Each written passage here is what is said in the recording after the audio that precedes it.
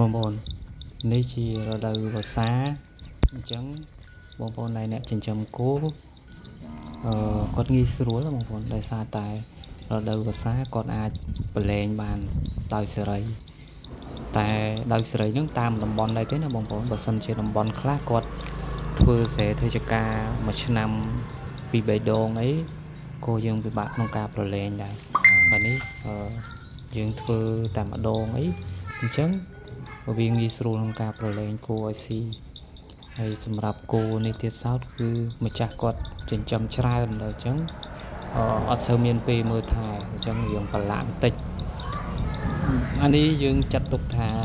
យើងត្រូវតែមានការងារស្នូលមួយសម្រាប់គ្រួសាររបស់យើងហើយការងារចិញ្ចឹមសត្វមិនថាគោមិនថាក្របីមិនថាអីសត្វអីផ្សេងទេឲ្យតែសត្វជាសត្វចិញ្ចឹមយើងចាត់ទុកវាថាជា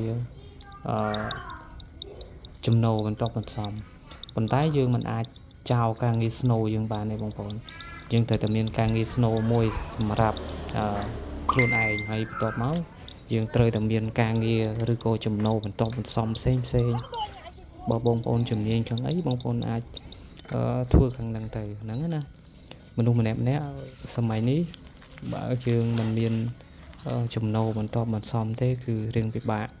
ដោយសារសម័យឥឡូវបងប្អូនដឹងស្រាប់ទេសេដ្ឋកិច្ចយើងអត់សូវល្អអតិផរណាយើងឡើងខ្ពស់ពាក់ព័ន្ធនឹងការចាយវាយើងត្រូវការចំណាយច្រើនអញ្ចឹងក្នុងគ្រួសារម្នាក់បន្ទាប់ពីការងារស្នូលហើយគឺត្រូវតែមានរបរបន្តបន្សំបន្ថែមដើម្បីបង្កើនជួយ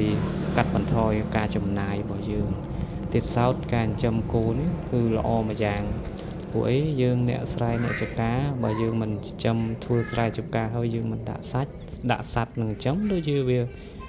អត់ត្រូវរឿងបងប្អូនអាហ្នឹងតាមការយល់ឃើញរបស់បងប្អូនហើយសម្រាប់ខ្ញុំយល់ឃើញតែបែបហ្នឹងបងប្អូន